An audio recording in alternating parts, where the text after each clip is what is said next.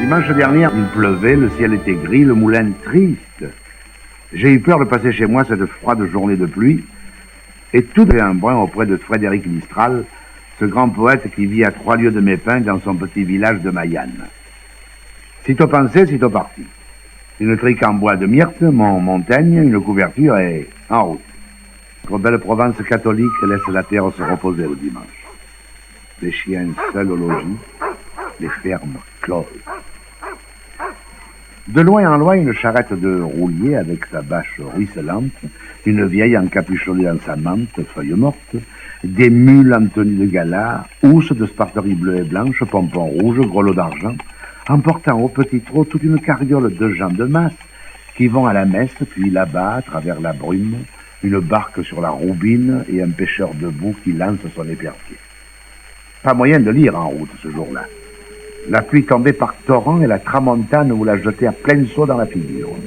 Je fis le chemin tout d'une haleine et enfin, après 3 heures de marche, j'aperçus devant moi les petits bois de cyprès, pas un chat dans les rues du village. Tout le monde était à la grand-messe. Quand je passais devant l'église, le serpent ronflait et je vis les cierges reluire à travers les vitres de couleur. Le logis du poète est à l'extrémité du pays. C'est la dernière maison à main gauche sur la route de Saint-Rémy. Une maisonnette à un étage avec un jardin devant.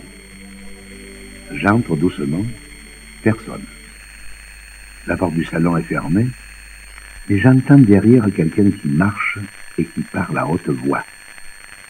Ce pas et cette voix me sont bien connus.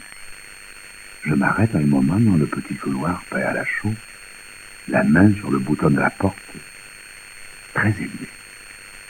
Le cœur me bat. Il est là. Il travaille. Faut-il attendre que la strophe soit finie? Oh, ma foi, tant pis, entrons. Ah, poète de Mayenne est venu chez vous montrer Paris à sa Mireille, et que vous l'avez vu dans vos salons, ce chactas en habit de ville, avec un col droit et un grand chapeau qui le gênait autant que sa gloire. Vous avez cru que c'était là, Mistral. Non, ce n'était pas lui. Il n'y a qu'un Mistral au monde, celui que j'ai surpris dimanche dernier dans son village.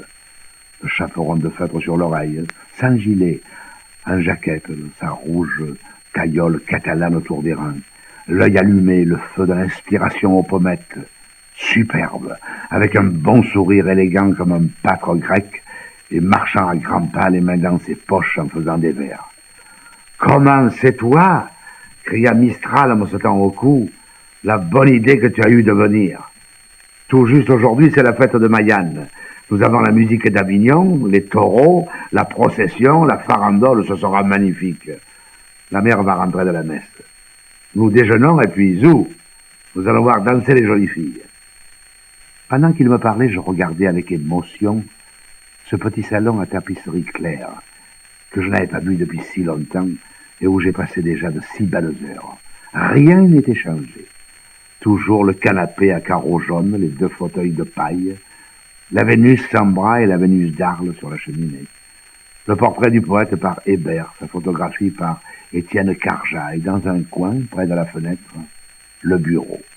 Un pauvre petit bureau de receveur d'enregistrement, tout chargé de vieux bouquins et de dictionnaires. Au milieu de ce bureau, j'aperçus un gros cahier ouvert. C'était Calendal, le nouveau poème de Frédéric Mistral qui doit paraître à la fin de cette année, le jour de Noël.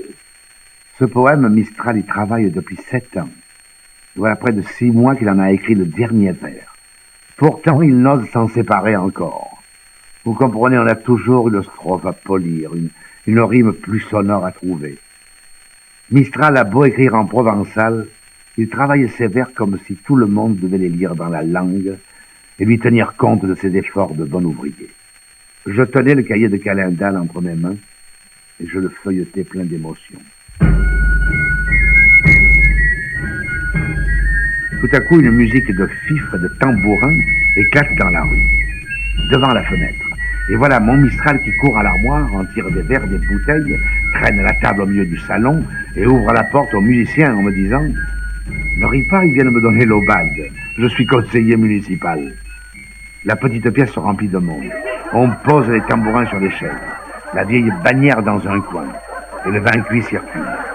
Puis quand on a vidé quelques bouteilles à la santé de Frédéric, qu'on a causé gravement de la fête, si la farandole sera aussi belle que l'an dernier, si les taureaux se comporteront bien, les musiciens se retirent et vont donner l'aubade chez les autres conseillers.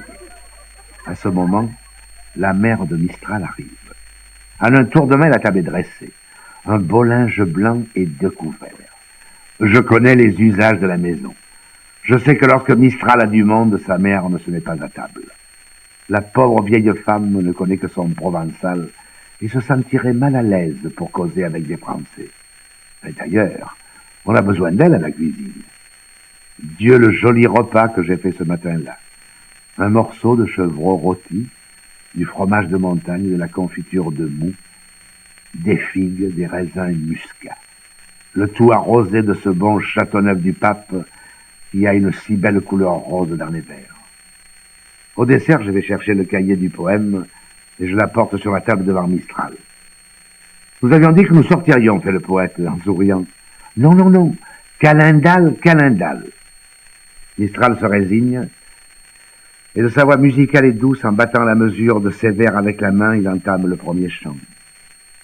D'une fille folle d'amour à présent, que j'ai dit la triste aventure, je chanterai si Dieu veut un enfant de Cassis, un pauvre petit pêcheur d'Alchois. Au dehors, les cloches sonnaient les vêpres. Les pétards éclataient sur la place. Les fifres passaient et repassaient dans les rues avec les tambourins. Les taureaux de Camargue qu'on menait courir mugissaient. Moi, les coudes sur la nappe, des larmes dans les yeux, j'écoutais l'histoire du petit pêcheur provençal. Calendal n'était qu'un pêcheur. L'amour en fait un héros. Pour gagner le cœur de sa mie, la belle Estérelle, il entreprend des choses miraculeuses, et les 12 travaux d'Hercule ne sont rien à côté des siens. Une fois s'étant mis en tête d'être riche, il a inventé de formidables engins de pêche et ramène au port tout le poisson de la mer.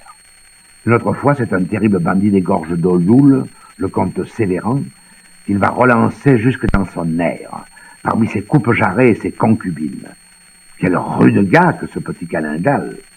Un jour, à la Sainte-Baume, il rencontre 2 parties de compagnons venus là pour vider leur querelle à grands coups de compas sur la tombe de Maître Jacques, un Provençal qui a fait la charpente du temple de Salomon, s'il vous plaît. Calendal se jette au milieu de la tuerie et apaise les compagnons en leur parlant. Des entreprises surhumaines. Il y avait là-haut, dans les rochers de Lure, une forêt de cèdres inaccessible, où jamais bûcheron n'osa monter. Calendal y va. Il s'y installe tout seul pendant 30 jours. Pendant 30 jours, on entend le bruit de sa hache qui sonne en s'enfonçant dans les troncs. La forêt crie. L'un après l'autre, les vieux arbres géants tombent et roulent au fond des abîmes, et quand Calendal redescend, il ne reste plus un cèdre sur la montagne. Enfin, en récompense de tant d'exploits, le pêcheur d'Anchois obtient l'amour d'Estérelle. Et il est nommé consul par les habitants de Cassis. Voilà l'histoire de Calendal. Mais qu'importe, Calendal. Ce qu'il y a avant tout dans le poème, c'est la Provence. La Provence de la mer. La Provence de la montagne, avec son histoire, ses mœurs, ses légendes, ses paysages, tout un peuple naïf et libre qui a trouvé son grand poète avant de mourir. Et maintenant tracer des chemins de fer, planter des poteaux à télégraphe, chasser la langue provençale des écoles. La Provence vivra éternellement dans Mireille et dans Calendal. Assez de poésie, dit Mistral en fermant son cahier. Il faut aller voir la fête.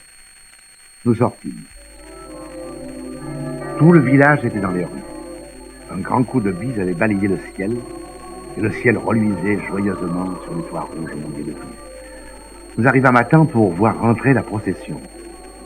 Ce fut pendant 1 heure un interminable défilé de pénitents en cagoule, pénitents blancs, pénitents bleus, pénitents gris, confréries de filles voilées, bannières roses à fleurs d'or, grands seins de bois dédorés portés à 4 épaules, saintes de faïence coloriées comme des idoles avec de gros bouquets à la main, chapes, ostensoirs, dés de velours vert, crucifix encadrés de soie blanche, tout cela ondulant au vent dans la lumière des cierges et du soleil, au milieu des psaumes, des litanies et des cloches qui sonnaient à toute volée.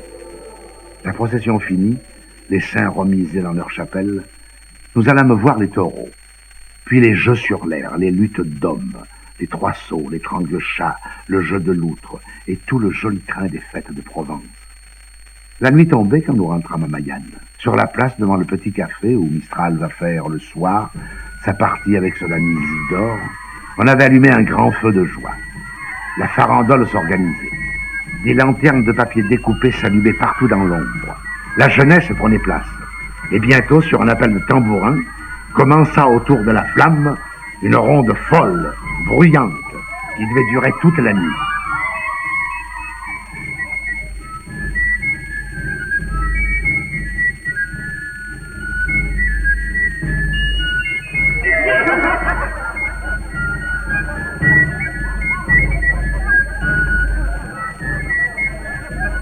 Après souper, trop là pour courir encore, nous montâmes dans la chambre de Mistral.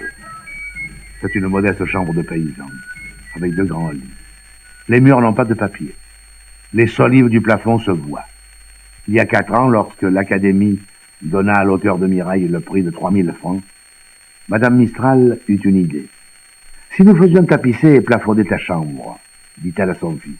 « Non, non, répondit Mistral, ça c'est l'argent des poètes, on n'y touche pas. » Et la chambre est restée toute nue.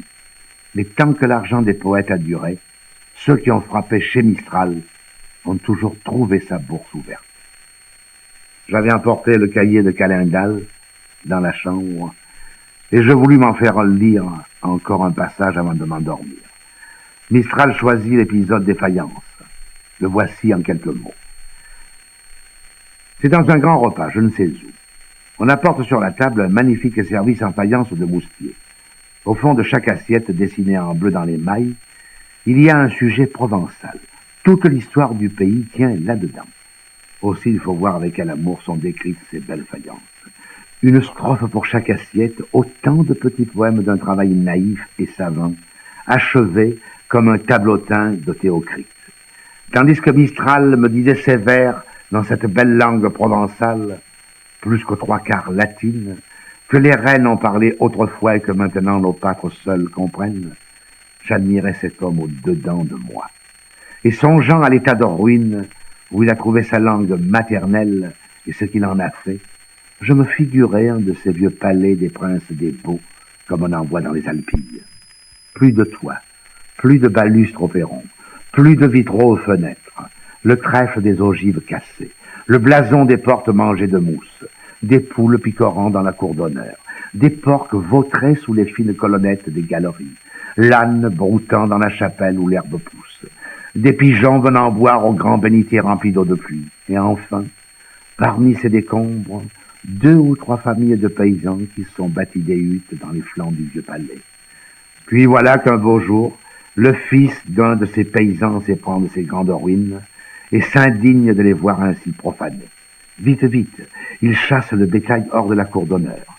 Et, les fées lui venant en aide, à lui, tout seul, il reconstruit le grand escalier, remet des boiseries aux murs, des vitraux aux fenêtres, relève les tours, redore la salle du trône et met sur pied le vaste palais d'autre temps où logèrent des papes et des impératrices.